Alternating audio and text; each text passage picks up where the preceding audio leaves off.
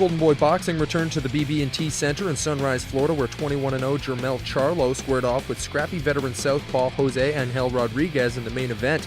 Charlo's length and footwork were a factor from the outset, as Rodriguez had trouble landing anything clean. He'd utilize his rangy jab to keep Rodriguez at the end of his punches all night, as Charlo was able to simply counter every time his opponent tried to get inside. Rodriguez showed the type of gameness that made him 17-2-1 coming in, and never stopped coming forward despite walking into multiple power shots. In the 10th and final round, Charlo was determined not to let it head to a decision, swarming against Rodriguez with shots. Inside the final 2 minutes, the referee finally took mercy. The referee really looking in.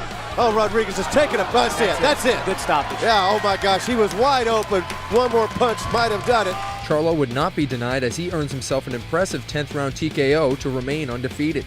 The undercard featured up-and-coming former Olympian Errol Spence Jr., who faced his toughest test to date in 15-0-1 Ghana native Emmanuel Ice Cold Lartey. Spence employed his trademark positional strategy as he utilized his footwork to outbox Lartey and evade contact. Spence had a lot of snap on his lead jab and used it to frustrate his opponent all night, as Lartey had trouble finding his groove despite throwing with considerable power. Spence's point-fighting background worked wonders for him in this one though, as he'd cruised to a relatively easy unanimous decision. Kicking off the main card was 8-0 prospect Rau'shee Warren, who was giving up a decade of pro experience to journeyman John Molina. These two were packing a lot of power for a pair of smaller fighters, and Molina was determined to be more than just a stepping stone. He charged forward at a furious pace and paid the price repeatedly with Warren's lightning-fast counters.